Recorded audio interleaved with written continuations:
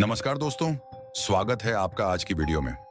मैंने आपको पिछले वीडियो में बताया था कि पाकिस्तान चीन से 100 की संख्या में स्टेल्थ लड़ाकू विमान खरीद रहा है। इस खबर से भारतीय सेना में खलबली मच गई थी, क्योंकि आज के टाइम में भारत के पास एक भी स्टेल्थ लड़ाकू विमान नहीं है और आने वाले 2-3 सालों तक रहेगा भी नहीं। और चीन के पास भी स्टेल्थ लड़ाकू विमान है। अब आप देखिए, जो कंगाल पाकिस्तान है, जिसका रोटी का भी गुजारा नहीं हो रहा था, वह पाकिस्तान 100 की संख्या में स्टेल्थ विमान खरीद रहा था। इस खबर से चिंता तो होगी, लेकिन अभी अभी ऐसी खबर आई है जिससे जो चिंता के बादल हैं वह हट गए हैं।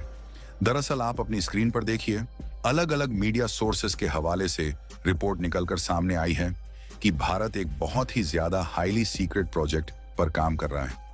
इसके तहत भारत की सरकारी हथियार निर्माता कंपनी भारत इलेक्ट्रॉनिक लिमिटेड यानी कि BEL, जिसका नाम आपने खूब सुना होगा, ये एक खास तरीके का टॉप सेक्रेटिव हथियार तैयार कर रही है।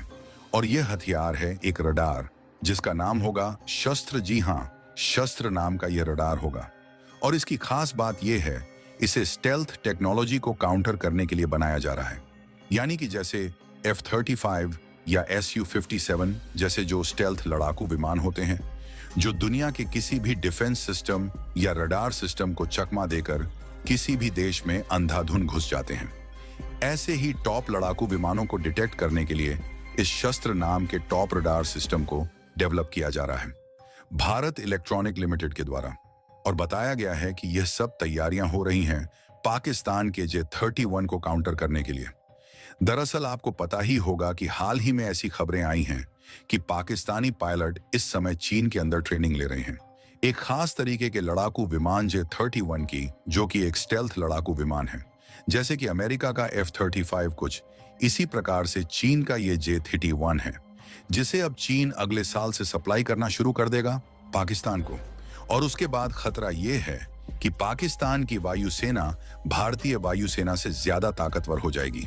और उससे भी ज्यादा चिंता की बात यह है कि भारत के पास एक भी स्टेल्थ हथियार नहीं है जिससे कि हम इस लड़ाकू विमान को काउंटर कर सकें।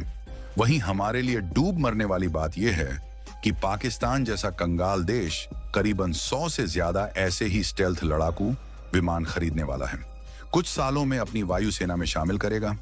और हमारी ऐसी स्थिति है कि हम कहने को दुनिया की चौथी सबसे बड़ी अर्थव्यवस्था है। पैसे की कमी नहीं है, करीबन $670 बिलियन हमारे खजाने में कैश पड़ा हुआ है, कोई समस्या नहीं है। लेकिन उसके बावजूद हम स्टेल्थ लड़ाकू विमान तो छोड़िए, जो नॉर्मल प्रकार के लड़ाकू विमान होते हैं ना, जैसे कि राफेल, वो भी हम 100 की संख्या में नहीं खरीद पा रहे हैं। अब से कुछ साल पहले हमने 36 खरीदे थे। उन्हें खरीदकर हम अपने आप को इस समय एशिया की सुपर पावर माने बैठे हैं, लेकिन सच्चाई बहुत दूर है इससे। हालांकि आपका सवाल होगा कि जो हमने यह नया रडार सिस्टम तैयार किया है, क्या इसकी मदद से हम चीन पाकिस्तान के स्टेल्थ लड़ाकू विमानों को रोक पाएंगे?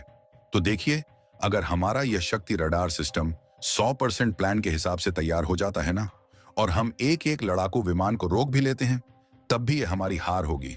ऐसा इसलिए क्योंकि मिलिट्री की भाषा में कहा जाता है, अटैक इज बेस्ट डिफेंस। किसी भी सेना को डिफेंसिव नहीं होना चाहिए, हमेशा अटैकिंग बने रहना चाहिए।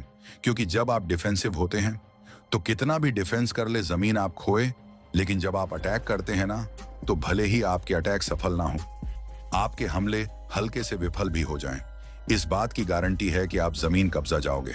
और अगर कब्जा जाओगे नहीं तो भी इस बात की गारंटी रहती है कि आप जमीन नहीं खोओगे। और रही बात पीओके की, तो अगर आपको पीओके वापस लेना है तो डिफेंस करके तो वह आने ही नहीं वाला। आपको पाकिस्तान पे अटैक यानी कि हमला ही करना होगा, तभी वो आपको मिलेगा। ऐसे में इस रणनीति पर जाना भारत के लिए घातक साबित हो सकता है। इसीलिए हमें जागना होगा और भारतीय वायुसेना के हाथ में वर्ल्ड के बेस्ट अटैकिंग वेपन देने होंगे, तभी हम एक सच्ची सुपर पावर बन पाएंगे। मैंने सही कहा है या गलत? आप कमेंट बॉक्स में अपनी राय जरूर बताएं। वीडियो पसंद आई है तो वीडियो को लाइक करके ज्यादा से ज्यादा लोगों तक इसे शेयर करें।